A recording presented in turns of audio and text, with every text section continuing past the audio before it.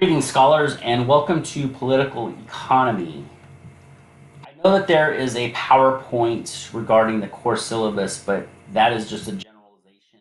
I wanted to go over the course syllabus as it is based off of what my policies are and my contact information and what my expectations are from you, the student. So getting started, this is just going to be video one of two for this week. The next one I'll create will be for the assignment itself. So getting into the syllabus, the course syllabus itself for political economy. First of all, the course explores the relationship between the economy and politics and provides both a description and assessment of the economy. This entails an overview of the economic theory, macroeconomics, savings, investments, microeconomics and markets, inflation, monetary policy, international economics and globalization, and the role of the private sector and government. So that is it. That's what basically what this class is going to teach you. Basically, we're in online learning. I think we know that. My instructor contact information is as follows. My name is David Hernandez. This is my cell phone number. Feel free to either contact me via cell phone or text message, and as well as my email link is right here as well. So David A. Hernandez dot right here. Don't forget that. Going into the texts that are required for this course, there are two of them, and you should probably have them by now. The economic literacy and how markets fail. The Logic of Economic Calamities by Cassidy and Weaver. So these are just two names that we're going to go ahead and recite throughout the learning activities each week on which book you're responsible for. Going into student outcomes, you can see here the goals and the objectives as they relate to what the university expects for student outcome. Next, the assignments overview, the written assignments. You can see that there is a lot of work for this course. I am not going to sell anything here other than it is demanding. You have your written assignments, and these are weekly assignments that are due at the end of the week, no later than midnight, to avoid penalties. And they'll be specific for each week's learning activity. Next, you have your discussion boards. Your discussion boards are actually a little unique than what you might be used to here, in that each student will participate in two discussion activities in weeks 2, 3, 5, and 6. So you can see every other week is going to be a discussion board. And once again, because it's a two discussion activities, the first activity you will respond to the professor's prompt, basically what I send out. Must be completed by no later than Wednesday, day 3.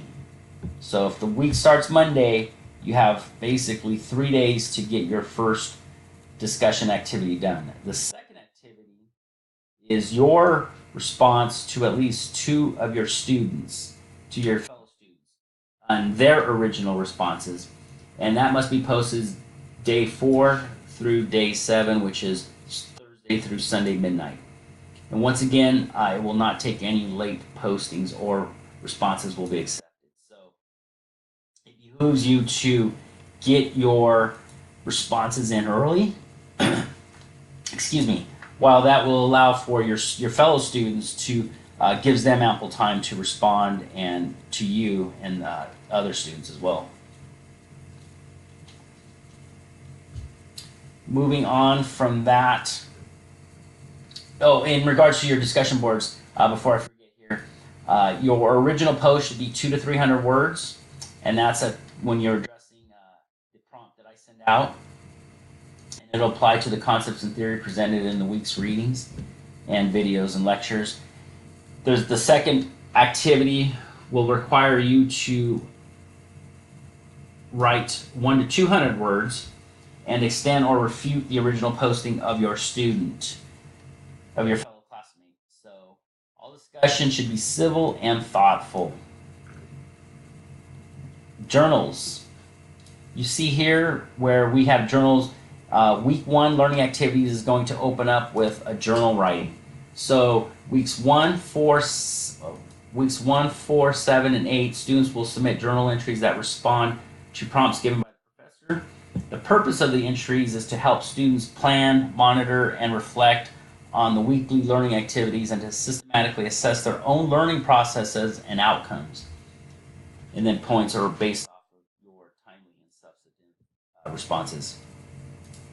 This class, midterm. The midterm is an outline objective of an online objective test covering concepts and vocabulary terms presented in the first 4 weeks of the course. So just get through the first 4 weeks. You're going to be taking notes on the theorists and their theories and what they mean. And then the actual multiple choice will be true, or the actual midterm will be multiple choice, true, false, and short answer. You also have a final exam. The final exam is a comprehensive online objective test. And once again, you're going to have multiple choice, true, false, and short answer for that. The critical assignment, the biographical application paper. The critical assignment is a biographical application paper of 8 to 12 pages. The paper summarizes the theories of an important historical economist and presents an analysis of her thoughts to the most recent global financial crisis and its aftermath. A list of approved theorists and required format for the paper, as well as the grading rubric, may be found in the student resources. The paper must follow APA formatting, and because this is a critical assignment for the course, it must be passed at an acceptable rate in order to pass the course. Also, what should be on here is that it must be submitted on time by the deadline, and in order for it to be graded and counted towards your final grade, which if it does not, you will fail the course. So this is something that has to be done, and with 8 to 12 pages, it's going to require you to plan ahead of time. So with that critical assignment here is what it's basically showing. If you open it up, the biographical application paper, once again, here's 8 to 12 pages, and here are your questions that will need to be answered in those 8 to 5 pages. And then you have your historically important economists, and the running thread for these theorists here, or these economists rather, are that you're going to either see for big government or for reduced government. So I challenge you to, if you're for the big government, then maybe take one that is for reduced government and see what the other side looks like. And it'd be interesting to see where the class stands as far as percentages, as far as who's for the big government and who's for reduced government, just to see where it is. And if you would like, if you want, maybe I can answer that in weeks 8 for you, if you so desire. So you also have, with that, you have the rubric, and the rubric is right there with the actual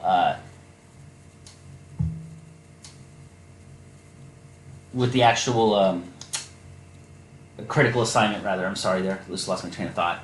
Anyway, here's the rubric, and if you just follow these, this is the area that you want to stay in here, exemplary, and just follow through each one, each dimension: Christian perspective, organization and mechanics, APA format and citation,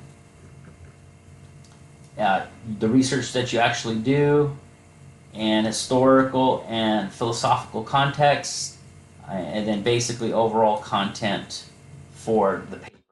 And then over here you can see the score based off of how you're going to be scored or evaluated for your paper. So there's the big bulk of it is going to be in the first 2 dimensions of content and historical and philosophical context. And then you have 30 points here and 30 points for 3 and 4. So it actually just reduces. So anyway, they're both right next to each other. Please get at those early, print them out, keep them with you, and just basically for the first 2 weeks, you should probably figure out, well, you're going to figure out your actual theorists this week, and then you're going to go ahead and submit that to me. Moving on, you have your points distribution. I think everybody's familiar with 1,000 point total is what you're going to achieve at the end. And then the final grades here, those will all come up, and those will just play out in week 8. You have your learning activities. You push through week 7. And something here's what I did. I went ahead and put down the actual dates rather than day 7, day 4, all that. So these are the actual dates for when your assignments are due. Our effective contact that we should agree upon is that if you have any questions, or if I have any questions of you, I'll make sure that I respond back to you acknowledging that I did receive your concern within 24 hours and hope to mitigate it within 72 hours. So that will be the agreement that we take. And this is for sections, tests, smaller papers, projects. And then 1 week for major assignments, but I don't anticipate any of that going on for this class. Our late assignment policy. No late assignments will be accepted without instructor approval or a bona fide emergency, and that's at the sole discretion of myself. There are no excuses for computer, printer emails, similar technical problems are not acceptable. Please understand that all assignments require you to get your stuff in on time. Late assignments will be deducted as following. You'll be 25% of the point value given assignment for every day it is late. No assignments will be accepted beyond 2 days of the original due date, which is essentially Wednesday. Nor will multiple late assignments from the same student be allowed in multiple weeks. So not to contradict myself here, not accepting assignments, I'm saying if you contact me prior to the clock running out and we make an agreement for whatever reason that I accept for why your assignment will be late, if I give you the green light, you actually have only 2 days to get to me, and it will be reduced at 25% of the point value for each day that it is late. And if there's any student that has that, it just seems to be a problem day in or week in, week out, then we'll take other measures. But like I said, I don't anticipate that happening. But just if it does, you can see right here that it'll be addressed. And then no late work will be accepted after the course ends. So that is it. You go into netiquette, academic honesty, and just some other resources for further study. So that is the actual course syllabus as it pertains to this class and me being your professor. So if you have any questions on this, feel free to contact me.